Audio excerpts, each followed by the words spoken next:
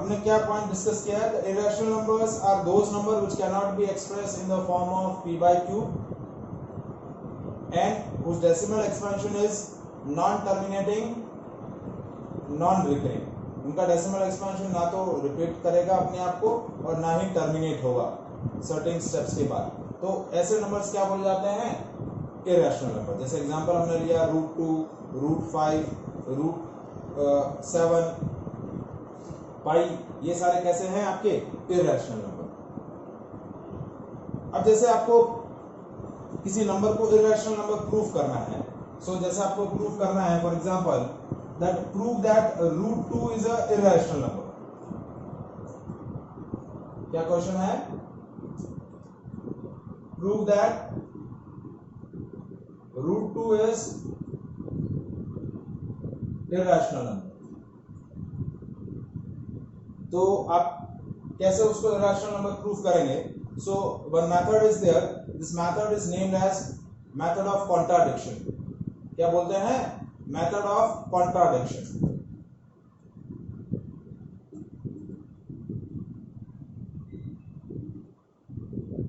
इसमें हम क्या करते हैं? लेट्स सपोज कि the number which is given which we have to prove the irrational number. Let's suppose initially it is a rational number. जिस number को irrational नंबर हमें प्रूव करना है उसको हमने पहले क्या सपोज कर दिया कि वो irrational नहीं है, वो rational है, और फिर उसी को हमने कॉन्ट्राडिक्टरी प्रूफ करवा के बोल दिया कि ये रैशनल नहीं है, तो रैशनल नहीं है तो ये क्या हो जाएगा? Irrational. So that method is called method of contradiction. तो जैसे सपोज मुझे √2 को इरैशनल प्रूफ करना है तो मैं क्या करूंगा? सबसे पहले let's suppose √2 is a rational number. तो जब √2 रैशनल नंबर है तो any rational number can be express in the form of p by q और in the a by b और c by d, किसी भी फॉर्मेट में आप उसको रिप्रेजेंट कर सकते हैं. तो if the √2 is a rational number then √2 can be equals to a by b. दोनों साइड स्क्वायर किया तो 2 is equals to a square upon b square. तो a square is equals to 2b square. a square is equals to 2b square. ठीक है. अब यहाँ एक theorem use आएगा कि if p is any prime number and a is any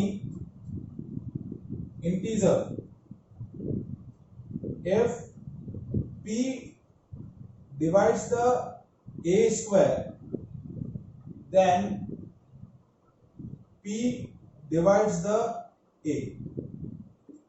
theorem क्या है कि p आपका कोई ऐसा प्राइम नंबर है और a कोई भी इंटीजर है.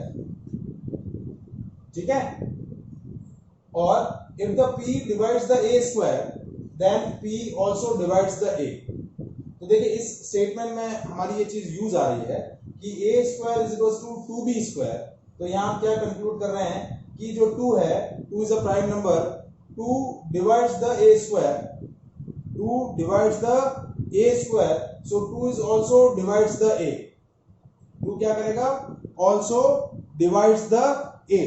लिख सकते हैं ये पॉइंट? हेलो, देखिए पॉइंट क्या है? देखिए थ्योरम क्या है कि p is any prime number and a is any integer. p is a prime number and a is any integer. If p divides the a square then p divides the a.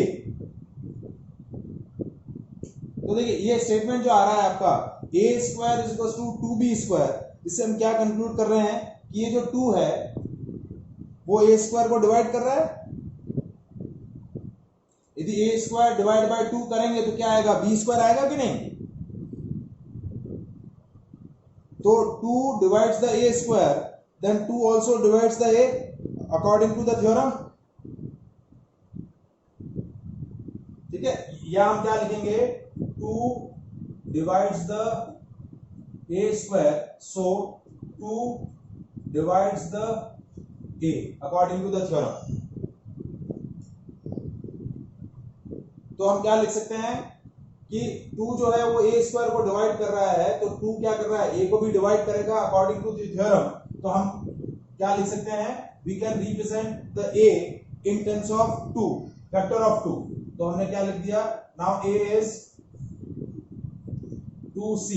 c क्या है आपका, कोई भी एक integer ले लिया। c हमने क्या ले लिया, कोई भी एक इंटीजर ले लिया। थ्योरम के बेसिस पे ये लॉजिक हमने डेवलप किया कि if 2 divides the a square, then 2 divides the a, so we can represent the a in terms of factor of 2। तो हमने क्या ले लिया, a is equals to 2c square, तो अगेन स्क्वायर किया तो a square is equals to 4c square।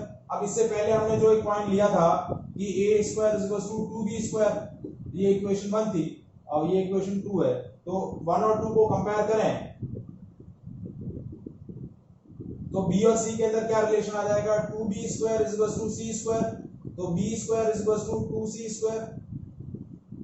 तो again यहाँ एक कंक्लूजन क्या आया कि 2 divides the b square, so 2 divides the b।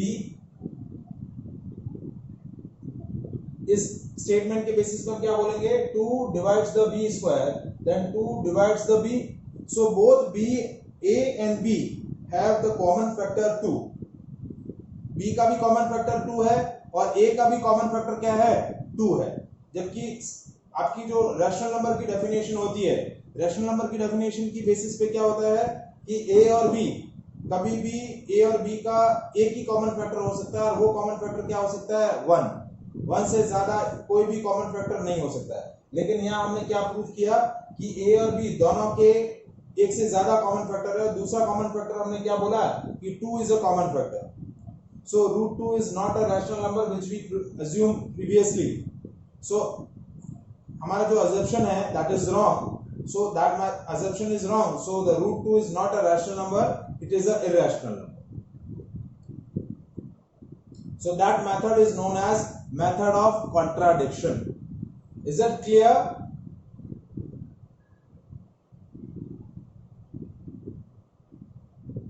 समझ में आया आपको?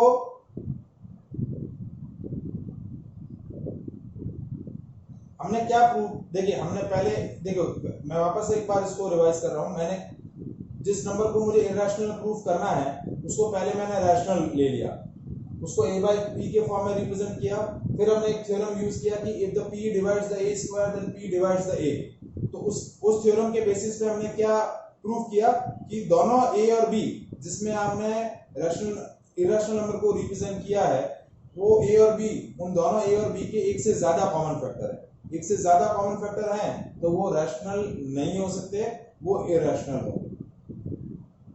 जैसे वन मोर एग्जांपल कि प्रूव दैट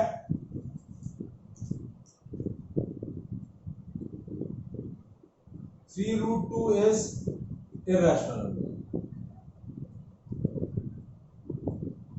जैसे आपको प्रूफ करना है कि prove that 3√2 is a irrational number, तो कैसे प्रूव करेंगे? Let's suppose 3√2 is rational number।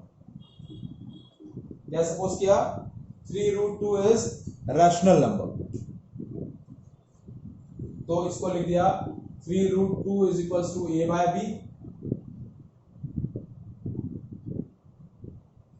ठीक है, तो √2 is equals to a by 3b। अब देखिए a by 3b तो क्या है?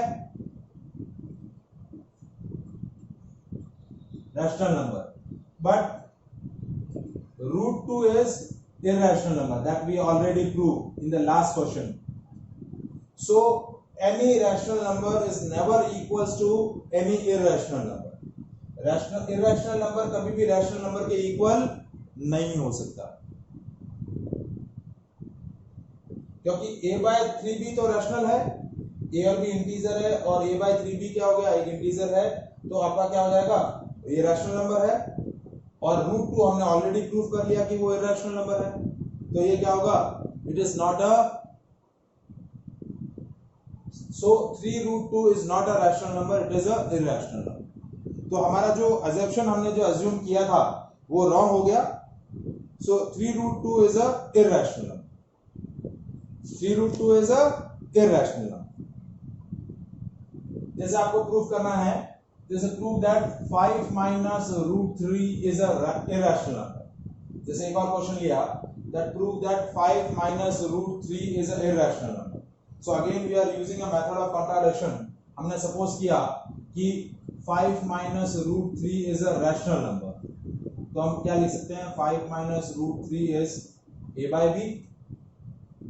तो देखिए 5 minus a by b is root 3. इस तरह हमने सॉल्व किया इसको, तो ये हो गया 5b minus a upon b is equals to root 3. तो ये वाला पार्ट जो है वो है रैशनल और ये है इरेशनल. रूट 3 क्या होता है, irrational. So rational and irrational are never equal. Rational और इरेशनल नंबर कभी भी इक्वल नहीं होंगे. रूट 3 इज इरेशनल और जबकि 5b minus a upon b is a rational.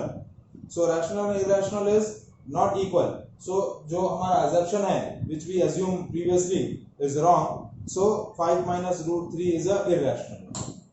Is it clear? आया समझ में? So that method is known as method of contradiction. Any doubt? Find 5 rational number between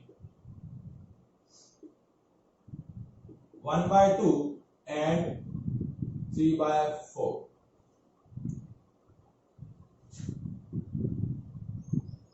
Find 5 rational number between 1 by 2 and 3 by 4. Now to solve such kind of question, आपको क्या करना है, पहले इन दोनों numbers जो हैं उनको इक्विवेलेंट करने का मतलब उनके डिनोमिनेटर को क्या करना है, आपको इक्विवेलेंट करना है. ठीक है, पहले make their denominator same. After making their denominator same we check their numerators. यदि न्यूमरेटर्स में डिफरेंस जितने रिक्वायर्ड नंबर हमें कैलकुलेट करने हैं उतना है तो हम डायरेक्ट न्यूमरेटर्स का डिफरेंस लिख देंगे, और उतना नहीं है तो फिर हम सेकंड स्टेप यूज करेंगे. तो first we check out step 1, make the denominator same. तो 1 by 2 can be represent as 1 by 2 into 2 by 2, that is 2 by 4, and 3 by 4 can be represent as 3 by 4. अब इस 2 by 4 और इस 3 by 4 के बीच में मुझे 5 रैशनल नंबर चाहिए और डिनोमिनेटर सेम है, न्यूमरेटर 2 और 3 है. तो 2 और 3 में क्या होता है, सिर्फ एक ही का डिफरेंस है. ठीक है, तो हमें 5 नंबर चाहिए, तो we can not be write down the 5 rational numbers between these two. ठीक है, तो हम क्या करेंगे, अब रैशनल नंबर्स फाइंड आउट करने के लिए इस दोनों रैशनल नंबर्स के न्यूमरेटर्स और डिनोमिनेटर्स को 6 से मल्टीप्लाई कर लेंगे. 6 से मल्टीप्लाई क्यों करेंगे, जितने रैशनल नंबर चाहिए उससे एक ज्यादा नंबर से आपको क्या करना है, मल्टीप्लाई कर देना है.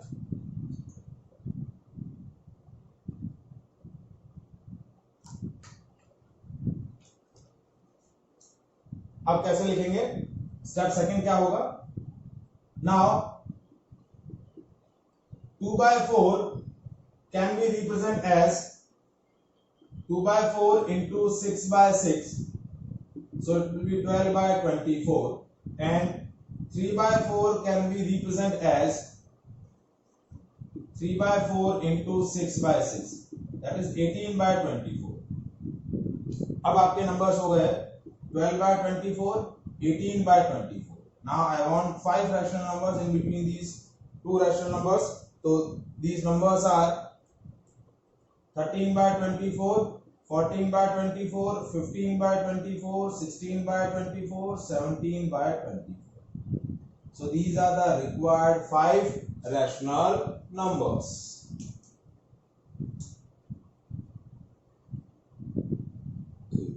Is that clear? ठीक है, now we are taking one more example. जैसे आपको बोला find 3 rational number between 3 by 7 and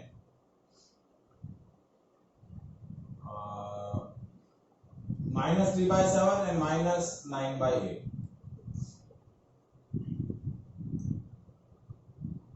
ठीक है. सो अगेन न्यूमरेटर आपके अलग अलग हैं, सो सॉरी डिनोमिनेटर डिफरेंट है, तो मेक देयर डिनोमिनेटर सेम. तो स्टेप 1 क्या करेंगे, make the denominator same. So -3/7 can be represent as -3/7 into 8, क्योंकि 7 और 8 का आपका एलसीएम होता है 56, तो it is -24/56. And -9/8 can be represent as -9/8 into 7 into 7, so that is -63/56. Now these two rational numbers have the same denominator and their numerators have a quite differ from each other. एक -24 है, एक -63 है, और दोनों के बीच का difference जो है वो 3 से ज्यादा है. तो we can easily write the rational numbers. तो अब 3 rational numbers आपको लिखने हैं, तो कैसा लिखेंगे, ये है -63/56 और ये है -24/56. इसके बीच में 3 रैशनल नंबर्स आप कोई भी लिख सकते हैं, -20/56, -26/56, -27/56. ठीक है, ये 3 लिख सकते हैं. आप चाहे तो -60/56, -61/56, -62/56, ये 3 भी लिख सकते हैं. So you can write any 3 rational numbers between these two given rational numbers. Is that clear? So that is all about the chapter rational number. Is that clear?